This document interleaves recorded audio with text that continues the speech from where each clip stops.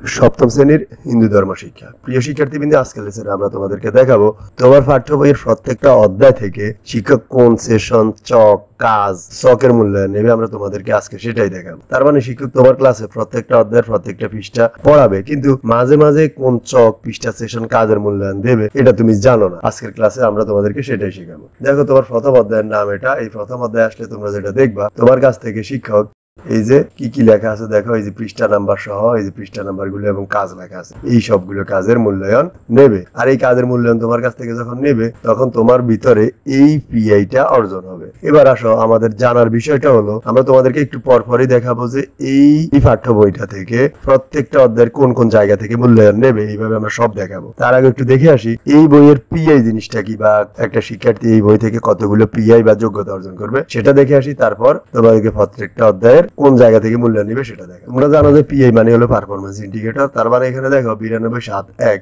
92 হলো এই বিষয়ের কোড, 7 মানে সপ্তম শ্রেণী, 1 হলো 1 নম্বর যোগ্যতা। এই বিষয়ের এটা হলো 1 নম্বর যোগ্যতা। এরকম একটা যোগ্যতা অর্জন করার জন্য কয়েকটা ধাপ লাগে।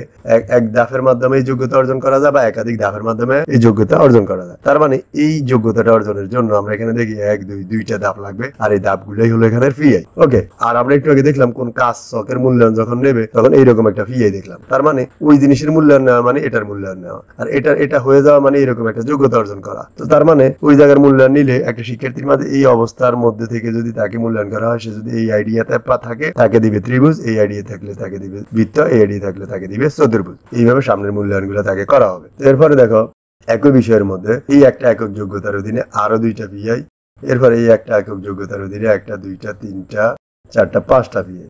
তার মানে আমরা দেখলাম এই বিষয়ের মধ্যে 3টা একক যোগ্যতা আছে, এবং 3টা একক যোগ্যতার অধীনে মোট 9টা পিআই আছে। তো পিআই জিনিসটা কি, মূল্যায়ন কিভাবে হয় সেটাও দেখলাম। এবার আমরা আবার চলে আসলাম প্রথম অধ্যায়। প্রথম অধ্যায় তোমার কাছ থেকে কিসের মূল্যায়ন নেবে দেখো, এই কয়টা জিনিসের মূল্যায়ন নেবে। নিলে তোমার এই পিআইটা অর্জন হবে। আর এই পিআই অর্জন হলে তোমার কি হবে বলতো? এই পিআইটা অর্জন হওয়া মানে তোমার একটা যোগ্যতার একটা অংশ অর্জন হওয়া। আর এই পিআইটা নিতে গেলে একটা শিক্ষার্থীর ভিতরে এটা থাকলে তাকে দিবে চতুর্ভুজ, এটাতে দিবে বৃত্ত, এটাতে দিবে ত্রিভুজ।